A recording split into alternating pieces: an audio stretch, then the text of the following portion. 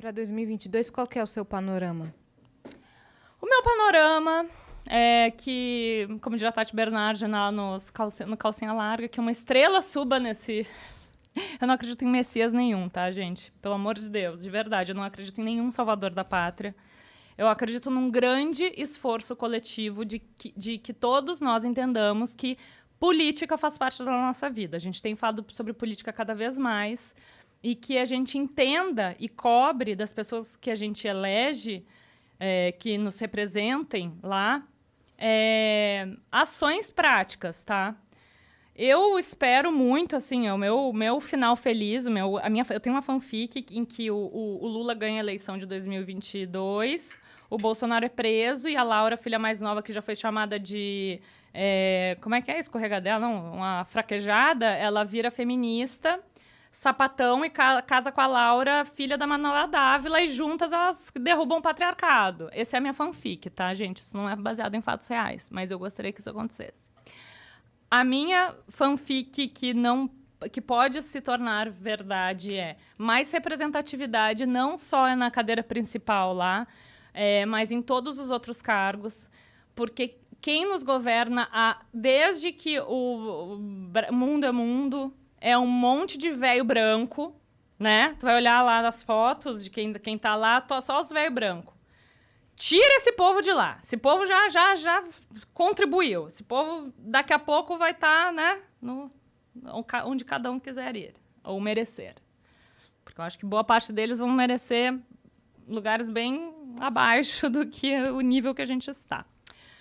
Representatividade racial, representatividade de gênero, mulher em cargo público pensa de uma outra forma, isso é estatístico. Lugares que têm representatividade maior de mulheres em cargos públicos geram transformações inacreditáveis para a sociedade em vários âmbitos, que não falam só sobre a creche, sobre a licença. Porque, assim, quando tu cuida de uma mãe, tu cuida da sociedade, tu cuida da primeira infância de uma criança, que vai ser um cidadão que vai ser a pessoa funcional dali 20 anos. Então, é fundamental que tenha que olhar para isso, sabe? Então, o que eu vejo, assim, que tem que ser a pauta emergencial, assim, para estancar essa sangria mesmo, como diriam lá os outros. Questão ambiental, assim, ter uma pessoa que olhe de verdade e que promova algum tipo de ação eficaz mesmo, e não essa palhaçada, para redução de emissão de gás carbono e né, combate à queimada, às queimas. Bom, gente, olha o que a gente está vendo no nosso país. Sabe? Aí tu olha para tua filha, tu pensa, como é que eu vou explicar isso?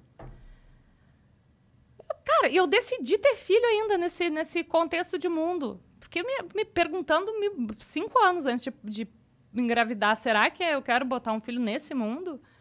Vou botar um filho nesse mundo porque esse filho vai ter uma consciência de classe, de raça e de gênero, e ele vai falar com os amiguinhos dele, vai ser um homem branco, não sei se cis, mas privilegiado, que alguma coisa vai fazer para mudar, nem que seja na micro-revolução que ele fizer dentro ali do rolezinho dele, sabe? Uhum. A gente tem que fazer, às vezes, o que o braço alcança. E a maioria de nós, às vezes, o braço só alcança na urna. Então, a gente vai ter que mudar o resultado das últimas eleições, porque eu acredito que não tá bom para ninguém. Ó, fica aqui minha campanha pro Lula. Eu discordo, mas ok, respeito a sua posição. Tu vai votar no Bolsonaro? Eu não voto em nenhum dos dois. Mas tu sabe que tu votando em nenhum dos dois, talvez... Foi o que eu falei na última eleição, até morrer e ninguém me ouviu. Então eu quero que você exploda. Como é que é? Nas últimas eleições, eu falei demais isso. Eu brigo por isso há muitos anos, mais de uma década. Então, assim, eu vi acontecer. Eu vi o Bolsonaro acontecer. Uhum. E eu briguei muito por isso. Antes que chegássemos ao segundo turno que tivemos. Entende?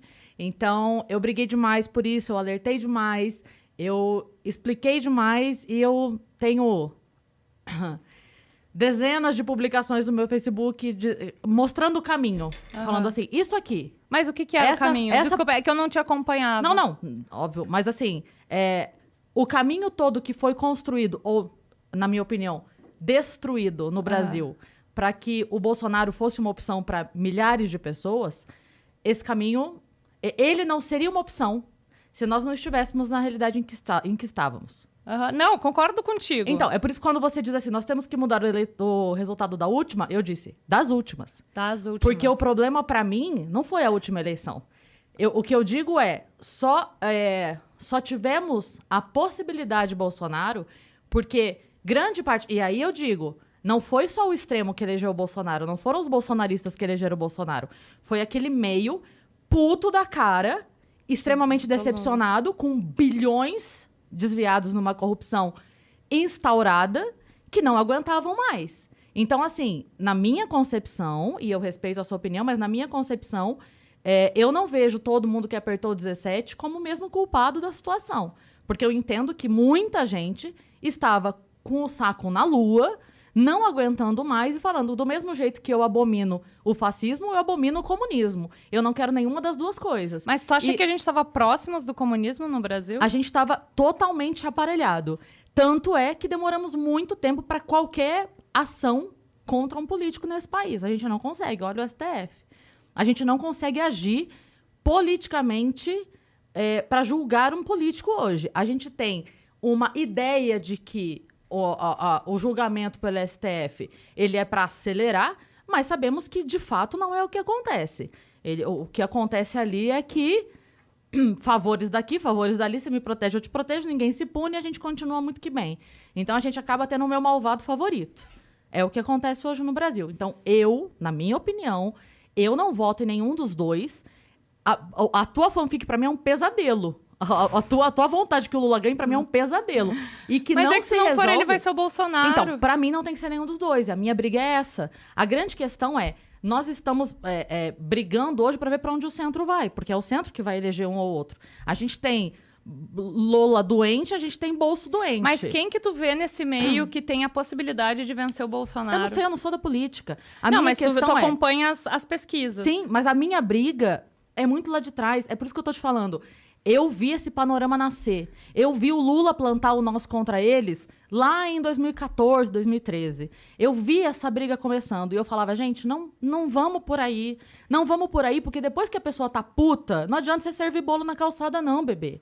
Não vai adiantar, porque a pessoa já tá puta. Tá, mas depois da pessoa ter passado por uma pandemia e ter perdido parentes, sabendo que... mas quanto foi tempo... por corrupção e todas as outras coisas horrorosas que aconteceram, tu acha que...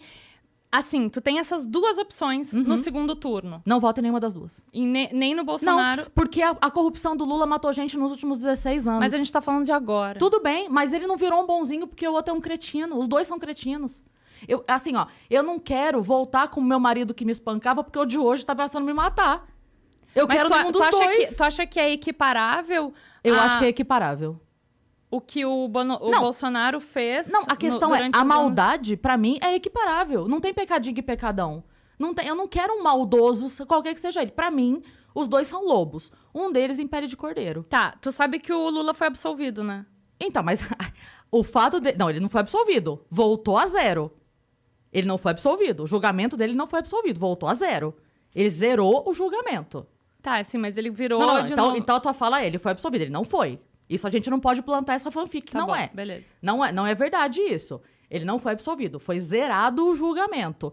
Por aquilo que eu estou falando. Todos os entrelaçamentos da nossa política que hoje não permite que um político seja julgado com o mínimo de isonomia. A gente não tem isso hoje. A gente não tem um julgamento absolutamente livre. Por quê? Porque eu tenho um rabo preso aqui, o outro tem um rabo preso aqui, você faz isso, eu faço aquilo, eu protejo teu filho, você protege o meu cargo, e assim a gente leva a vida. Então, pra mim, os dois estão no mesmo saquinho. Eu, Cris, não quero nenhum dos dois, não voto em nenhum dos dois, e pra mim, é uma briga que eu venho tendo há muitos anos. Eu lutei muito, eu prejudiquei trabalho, eu prejudiquei tudo que você pode imaginar. Eu imagino. Eu perdi trabalho por dizer para as pessoas, olha o que está acontecendo.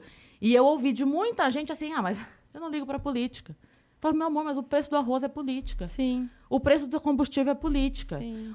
Não adianta você, mas eu não ligo. Não tem que não ligar. Não é não ligar. A grande questão é, Durante muito tempo eu me meti nisso. Durante muito tempo eu tentei.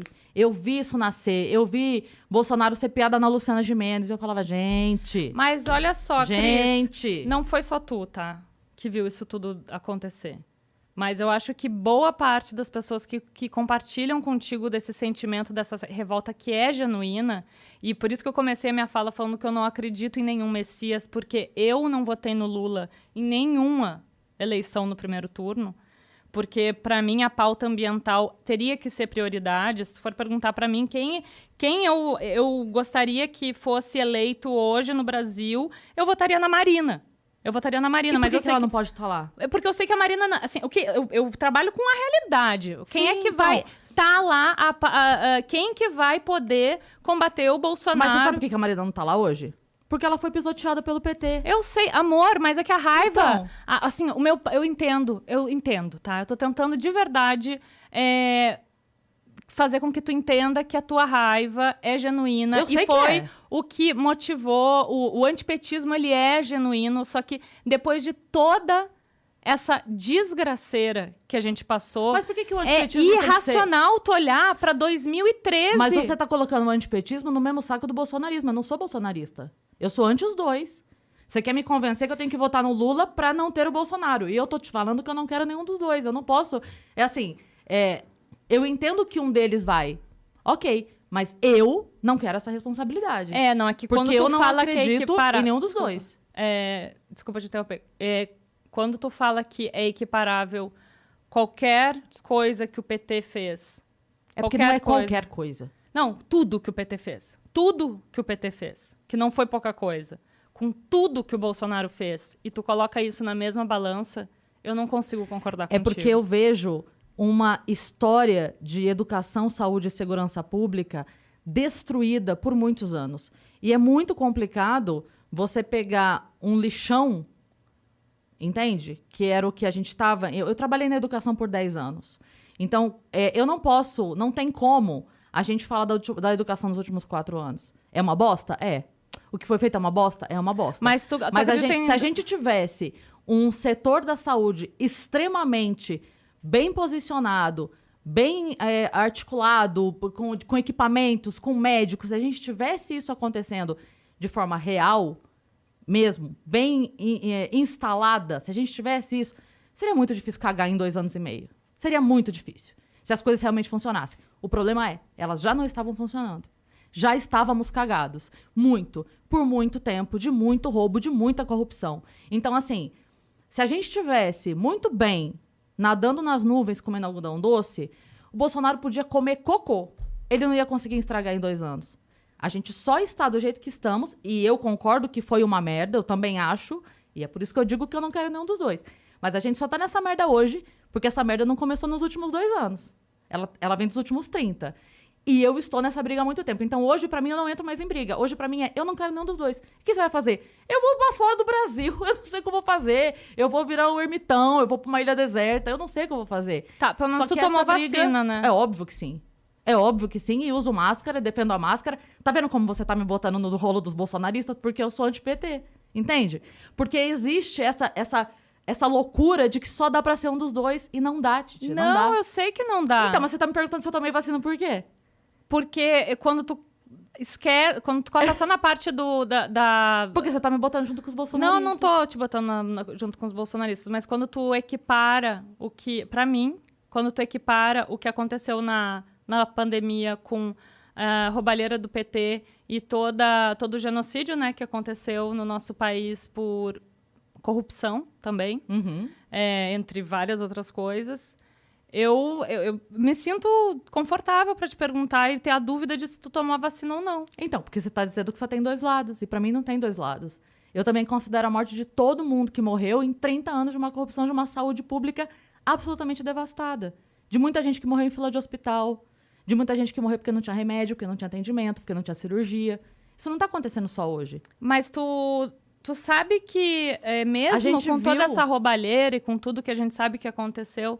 Tu sabe dos índices mesmo de miséria, do prato de comida na mesa mesmo, Sim. Que foi para muita família durante o governo do PT? Sim, mas eu não acredito no assistencialismo por si só. Eu não Entendi. acredito no assistencialismo que ele se sustenta à base de chantagem. Tu acredita em pessoas revirando carro de lixo pra pegar comida? Não, meu amor, eu acredito no assistencialismo que ele dá a possibilidade da pessoa melhorar de vida de verdade. E não num dinheirinho que vai manter a pessoa escrava pro resto da vida. Isso é que eu acredito. Eu acredito numa mudança real de educação. Tipo um financiamento para pessoas, para filha da empregada lá, né, doméstica ir para faculdade, levar luz para, Por exemplo, sim, que água, luz, que foi feito, sim, claro. Mas assim, é aí que eu tô falando. Não é porque meu marido bota comida dentro de casa que ele tem direito de me bater. E a gente apanhou muito durante muito tempo. Então, assim, pra mim não tem compensação. Pra mim não tem compensação. E não tem, assim... não é questão do que é pior. É pior o cara que te dá um murro ou que te dá um tapa? Eu não quero apanhar. Eu não quero apanhar. Aí você vai dizer pra mim, mas Cris, o murro é muito pior do que o tapa. Eu falo, Titi, é muito pior. Mas eu não quero apanhar, gata. Não importa se o Lula me deu um tapa e o Bolsonaro me deu um murro. Eu não quero apanhar. Mas a cena que tu tá vendo não é a escolha entre um murro e um tapa pra e mim tu é. sair correndo. Tá vindo na tua direção e tu não tem escolha. Ou tu vai levar um murro, ou tu vai levar um tapa. Mas a gente ainda tem escolha. Ué, vocês não acreditaram no vira Ciro até 30 dias antes da eleição? Infelizmente. Então, por que há um ano da eleição a gente não tem o vira Ciro? Quem que tu Todo votaria? mundo. Hoje, em ninguém. Das possibilidades, em ninguém. Mas eu prefiro acreditar que o centro vai se mobilizar. Porque a minha questão é a seguinte. Só existiu eleição de Lula... O Lula tentou durante muito tempo ser eleito. Com a esquerda que está ali com ele. Sim. E ele só conseguiu a hora que a população média, o grande centro aqui, os 50 tons de cinza, entre os dois extremos, estava puto com Collor, desesperado ali no momento que, cara, não dá mais, a hora que tudo que aconteceu, e aí vem o cara, bababá. Não, que se um aliou grande ao discurso, empresariado também, se aliou com o banqueiro. um grande que discurso. Falou também pra... Com a galera toda. A Falou hora com a que ele galera conseguiu, toda, a hora que ele conseguiu pegar essa galera puta e conseguiu abraçar todo mundo, mudou um pouquinho o discurso, mudou um pouquinho a vestimenta, bababá, catou essa galera e foi. Então, quando o Lula foi eleito, foi a mesma questão do Bolsonaro. Ele foi eleito não pelo seu extremo, ele foi eleito pela grande parte das pessoas do grande centro. Eu não tô falando centrão aqui pejorativamente de o centrão político. Mas as pessoas que estão aqui nesse meio, que não são nem extremistas de um lado e nem do outro. E foi o que aconteceu agora. Quem elegeu o Bolsonaro não foram os bolsonaristas, que é essa fatiazinha aqui. Foi essa grande parte da população que, descontente com o que estava sendo feito aqui, falou, cara, isso aqui não dá mais. Então a gente precisa de outra coisa. De novo, qual era a outra coisa? A gente tinha muitas outras opções? Não tinha muitas outras opções. A gente tinha a loucura que aconteceu. Então, da mesma maneira como... Não, a gente tinha um professor. A gente tinha ou um miliciano mas daí ou um professor. a gente tinha o Enéas. A gente já teve o Enéas, a gente já teve... Enfim, como que é o nome do... Ai, meu Deus. Eduardo Jorge. Cara, O Edu Jorge. por que o Eduardo Jorge não se movimenta, gente? Ele é um cara sensato, ele sabe conversar, ele circula bem até entre as pessoas que ele discorda, de uma maneira educada, ele um consegue... médico sanitarista, né? Nesse momento Enfim, seria super interessante. Seria Eduardo maravilhoso o Eduardo Jorge se movimentando. Ele é um cara que eu votaria, por exemplo. O Eduardo Jorge é um cara que eu votaria. Porque eu vejo nele sensatez o bastante pra eu não precisar me preocupar no que eu concordo ou não com ele. Eu vejo ele sensato. Então, aonde eu discordo dele vai ser num ponto em que ele vai chegar e que eu não preciso me preocupar porque aquilo não vai ultrapassar grandes limites meus, entende? Eu acredito que o Eduardo Jorge saberia caminhar sem cair para nenhuma das duas beiradas. Ele saberia fazer. Eu acredito, posso estar enganado, Eduardo Jorge, por favor, não me decepcione. Mas eu acredito que ele seria esse cara. Mas não sei. Eu, de verdade, não sei o que vai acontecer. Mas pra mim, pessoalmente, CPF, eu não voto em nenhum dos dois. Eu não quero nenhum dos dois. Qualquer um dos dois, pra mim, é pesadelo. É pesadelo. Eu não vejo possibilidade de melhora com nenhum dos dois. O que eu vejo é eu vejo o ruim e o pior sem que eu saiba... Porque é isso que eu te falei, eu vejo dois lobos. Um em pele de cordeiro. Um diz que quer me matar e o outro finge que não, mas quer também. Pra mim é isso que eu vejo. Nossa, eu Então- sinto muito que tu pense assim. Não sinta, eu tenho muito orgulho de pensar assim. Mas eu tenho o direito de sentir muito pelo jeito que tu É um pensa. pensamento seu. Eu sinto muito pela maneira como você pensa também. Mas muito bem. Olha que diálogo respeitoso, né? É isso. Eu acho que a gente já entendeu, dentro da nossa divergência, que o poder não está no... O que a gente pode fazer é escolher o menos pior. Tu tem uma opinião, eu tenho uma opinião diferente da tua sobre o que é o menos pior. O poder está, hoje, na mão das grandes empresas, que está na mão dos bilionários, está na mão de quem realmente tem a grana. Porque os velhos brancos vão continuar sendo os velhos brancos que estão lá. Sim. Há 500 anos. Tanto é que... Gente... É. Tem uma amiga minha que a gente discorda muito. A gente fala assim... a gente entende que... Eu entendo que o meu problema não é você e o teu problema não sou eu. A gente pensa soluções diferentes para o mesmo problema. Nós temos um problema... e nós somos nós duas contra o problema. Isso é uma... É que a gente pensa uma solução diferente. Mas eu É. entendo que o meu problema não é você. Entende? O meu problema não é você. O meu problema é esse aqui. É que eu quero resolver assim e você quer resolver assim. Mas isso é uma solução diferente. isso é uma chave que a gente vai ter que mudar para começar a ter uma comunicação real e não violenta com as pessoas que discordam da gente. Porque quando a tua opinião e a minha passa por conceitos morais muito profundos, a gente não consegue, às vezes, não se sentir ofendido, sabe? E eu tenho certeza que a minha fala aqui ofendeu muita gente, assim como a tua. Então, porque passa por questões muito mais profundas que não é uma opinião, sabe? Não é um... É muito dissonante, assim. Então, não é assim... A gente está querendo... Nós duas temos filhos e a gente quer um planeta melhor, a gente quer que as nossas crias tenham ar para respirar, água para beber, que tenham um emprego, que tenham uma vida saudável. Só que quando a gente pensa no cenário que a gente tem hoje, ele passa por muitas questões morais. E essas questões morais é o que entra nessa polarização, que é o que entra na falta de diálogo, e é o que entra na incapacidade da gente chegar nesse meio termo mesmo. Mas sabe? eu acredito que a imensa maioria das pessoas, que é o grande meião que eu falei aqui, eu acredito que a grande parte das pessoas é sensata nesse sentido. Da conversa moral e de entender o outro lado e respeitar o outro lado apenas com base no diálogo. Eu acredito que a maior parte das pessoas esteja disposta a isso. Eu acredito que é uma pequena parte da população, tanto no extremo quanto no outro, que não está disposta a ouvir. E eu acho que cabe a grande parte da população que sabe conversar e ouvir não se deixar levar pelo extremo mais próximo, né? Pelo seu amiguinho mais radical do teu lado. Acho que se a gente souber tapar o ouvidinho do teu lado ali do extremo, a gente consegue conversar Mas e tu chegar entende que o extremo, não sei quanto tempo a gente está estourando, mas tu entende que o extremo ele existe por uma razão, assim como existe o extremo de direita por uma razão, existe o extremo de esquerda pela razão. É muito difícil, eu não sei qual é o teu repertório de vida, assim, mas eu não consigo olhar para uma pessoa que tem um discurso, por exemplo, antirracista, que é super forte e pesado e que me desconcerta, sabe? Enfim, falando coisas que eu não tenho noção do que essa pessoa viveu. Sim.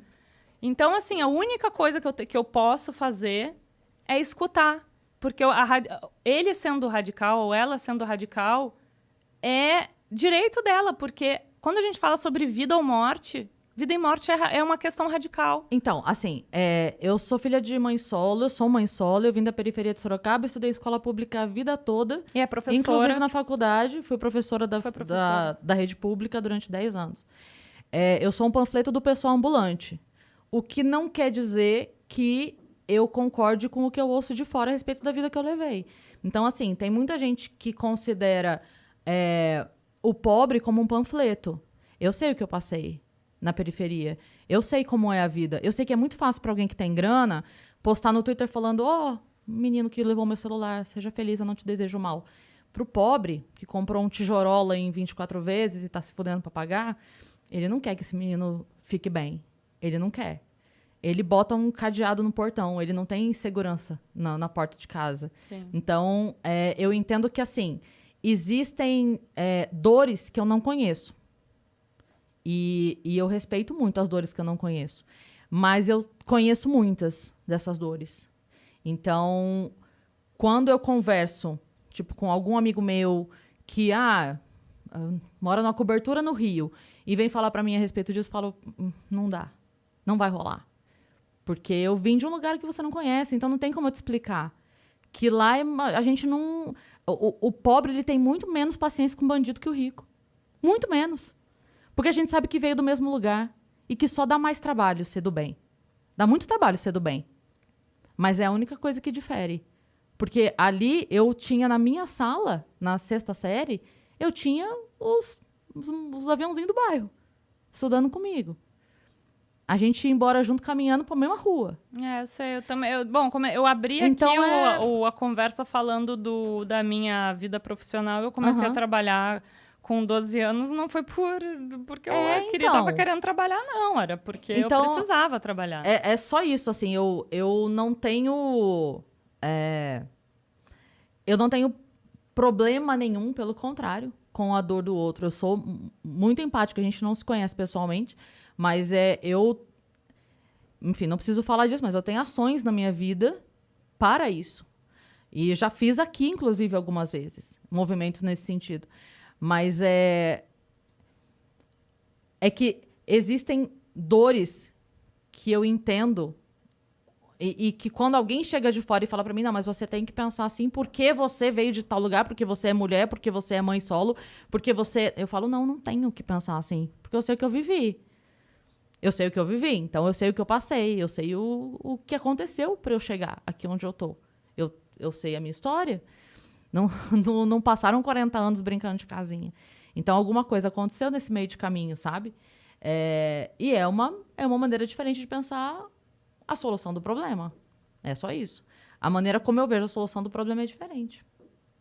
É só isso. Mas o problema, pra mim, é muito claro. O problema, pra mim, não é o outro. O problema, pra mim, é o que você falou. É quem tá no poder e não age. Quem tá no poder agora, quem esteve ontem, quem vai estar amanhã, que eu sei que não vai resolver também. A nossa luta, eu não vejo, de verdade, Titi, eu não vejo solução assim nos próximos 20 anos. Eu não acho que eu vá ver solução. Mas que triste pensar isso, eu também não. Mas que triste pensar isso, né? Porque como é que a gente vai olhar para a cara dos nossos filhos sem ter alguma esperança de que algo melhor vá acontecer? É que a gente vai tentando, né?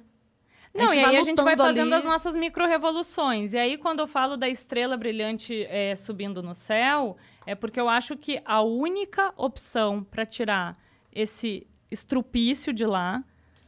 Eu adoro adjetivar cada vez mais, assim, o outro nosso presidente. É, para muita gente, outro estrupício. Eu vejo realmente, assim, de uma forma muito diferente que a tua, e eu não estou tentando te convencer. Mas é isso, é sobre isso e não tá tudo bem. Não vai ser o outro estrupício, então, pra gente botar os dois como estrupícios... não acredito que o Lula seja um estrupício. Eu tenho muitas críticas que nem preciso começar a falar agora. E entendo, como eu te falei, o antipetismo. Mas eu não acho que nada milagroso vá acontecer. Eu comecei falando isso. Eu não acredito em soluções simples para problemas complexos. E não vai ser uma luz... uma estrela brilhante em 2022 que vai subir e Lula vai se eleger e assim vai acabar com a fome e o Tietê do dia pra noite vai ser limpo e vai ser aquele meme do... porque se ele fosse fazer isso, ele teria feito do paraíso, exatamente. Do paraíso. Ele teve tempo pra fazer, se fosse fazer. Mas eu acredito que ao invés de colocar... milicianos, ou enfim, em vez de colocar o Weintraub, o Ricardo Salles, todos esses, o Queiroga, né, para ser gestor de uma pandemia, ele vai saber com certeza escolher melhor, né, quem vai estar ao lado dele, né? A gente tinha o Gilberto Gil como ministro da Cultura. Hoje a gente não tem mais nenhum Ministério da Cultura. E é louco isso, né? Porque a gente trabalha com cultura. E é doido, tipo, sei lá, é que pra mim e pra tanta gente isso é claro como esse papel aqui, sabe? Que não existe possibilidade de comparar uma coisa com a outra. Eu juro que quando eu cheguei, eu vi o teu Adidas, eu achei que tu tivesse de vermelho com uma estrelinha do PT. Imagina se eu ia começar o Vênus assim. Não. Eu vim só com a minha roupinha da Adidas. É vermelha por acaso E mesmo. esse foi o papo de política televisionado não, YouTubado mais longo que eu já tive. Porque é muito louco. Geralmente a gente só fala pra convertido. E que eu digo assim, não que... Sim. Não, entendi a expressão. E aí o assunto encerra porque, concordamos, ponto final. Eu espero de verdade que as pessoas que tenham assistido isso... Eu não sei qual é o público do Vênus, tá? Todos os públicos. Todos os públicos. Sim. Eu espero que as pessoas entendam que isso, dentro do contexto que a gente está vivendo, foi um diálogo saudável. E muito necessário. Muito necessário. Assim, as pessoas precisam voltar a conversar, gente, pelo amor de Deus. Olha só, a gente vai começar a ter agora reuniões familiares de novo, vai ter Natal, vai ter... enfim, a gente vai ter que conversar com as nossas famílias. Sim.